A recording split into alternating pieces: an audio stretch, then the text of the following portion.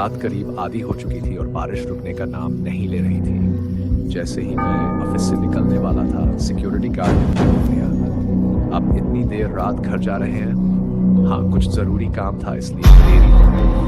अब मैं जा रहा हूँ। शायद आपको पता नहीं है, आज अमावस्या की रात है।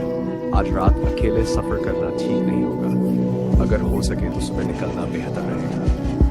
गार्ड बड़ी गंभीरता से बात कर रहा था, लेकिन मैंने उसे बीच में ही टोक दिया। कल भी ऑफिस आना है, मैं अभी ही निकलूंगा। देखिए साहब, मेरी बात मानिए, आज रात अकेले जाना ठीक नहीं है। अगर जाना ही है तो थोड़ा रुक जाए।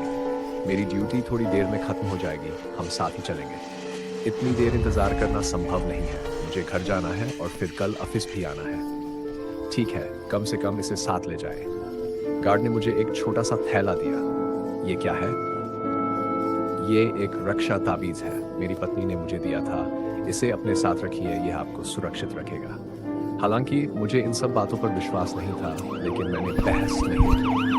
थैला अपनी जेब में रख लिया और चल पड़ा। भारी बारिश के कारण सड़कें सुनसान थी। बस स्टॉप पर बस का इंतजार कर रहा था, लेकिन केवल गरजती हुई बिजली की आवाज़ गूंज रही थी और आसपास कोई भी नहीं दिखा।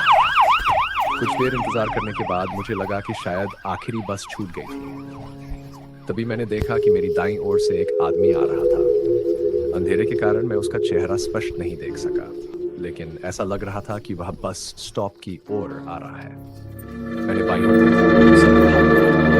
जब मैंने फिर से उस आदमी की ओर देखा तो वह गायब हो चुका था। यह अजीब था, क्योंकि कुछ ही पल पहले मैंने उसे स्पष्ट रूप से देखा था। जैसे ही मैं असमंजस में खड़ा था, एक टैक्सी मेरे पास आकर रुकी। राहत महसूस करते हुए मैंने उसे ले लेने का सोचा। टैक्सी में बैठने से पहले मैंने उस आदमी को फिर से देखने के लिए पीछे मुड़कर देखा, लेकिन सड़क खाली थी। मैं टैक्सी में बैठ गया और ड्राइवर को अपना पता बताया। कुछ देर बाद मैंने ड्राइवर से पूछा, आपने रास्ते में किसी को देखा था? ड्राइवर ने कोई जवाब नहीं दिया। मैंने फिर पूछा, आपने किसी को देखा था? हाँ, मैंने देखा। आखिर आज अमावस्या की रात है। आपका मतलब क्या है? ऐसी रातों में लोग अक्सर भटकती आत्माओं को देख लेते हैं। बकवास मत करो, मुझे इन अंधविश्वासों पर विश्वास नहीं है। आप भले ही विश्वास न करें, लेकिन इन रातों में कुछ होता है। लोग कहते हैं आत्माएं शिकार पर निकलती हैं। तुम क्या कह रहे हो? गाड़ी रोको, मैं उतरना चाहता हूँ। चिंता मत कीजिए सर, बस बाईं तरफ देखिए। अनिच्छा से मैंने उसकी बात मानी और बाईं ओर देखा। अंधेरे में एक और आदमी खड़ा था, जो शायद एक और टैक्सी ड्राइवर था, लेकिन उसका चेहरा दिखाई नहीं दे रहा था। मैं समझ नहीं पा रहा था कि ड्राइवर ने मुझे उधर देखने के लिए क्यों कहा। जब मैंने फिर से ड्राइवर की ओर देखा तो मेरे होश उड़ गए। ड्राइवर की सीट खाली थी, फिर भी गाड़ी चल रही थी। मैं पूरी तरह से हैरान था। मुझे समझ में नहीं आ रहा था कि क्या हो रहा है। तभी गाड़ी अचानक रुक गई और मैं सामने की सीट से जा टकराया। होश में आते ही मैंने देखा कि ड्राइवर अपनी सीट पर वापस आ चुका था और मुझे घूर रहा था। क्या हुआ साहब, आप ठीक हैं? तुम कहाँ गए थे? साहब, मैं तो पूरे समय गाड़ी चला रहा था। कुछ देर पहले तुमने मेरी मौत की बात कही थी और फिर गायब हो गए थे।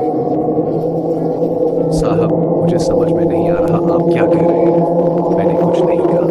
हम आपके घर पहुंच चुके हैं, कृपया किराया दीजिए। सदमे में और अभी भी पूरी तरह से समझ नहीं पा रहा था कि क्या हुआ था, मैं टैक्सी से बाहर आ गया। अगले दिन सुबह जब मैं डाइनिंग टेबल पर बैठा था तो मैंने वहाँ ताबीज निकाला जो गार्ड ने मुझे और काला पड़ चुका था। मुझे अच्छी तरह याद था कि जब उसने दिया था तब वह लाल रंग का था। तभी मेरे सहयोगी का फोन आया। अरे तुम कहाँ हो? मैं घर पर हूँ, ऑफिस जाने वाला हूँ। क्या हुआ? आज पुरानी फैक्ट्री रोड से आना और श्मशान घाट पर भी रुकना। श्मशान घाट? क्यों? गार्ड, वह कल रात गुजर गया। उसे एक टैक्सी ने टक्कर मार दी। शायद एक दुर्घटना थी। मैं सन्न रह गया। मुझे विश्वास नहीं हो रहा था कि मैंने क्या सुना। सब कुछ अचानक साफ हो गया। मुझे एहसास हुआ कि अगर मेरे पास वह ताबीज नहीं होता तो शायद मैं आज जिंदा नहीं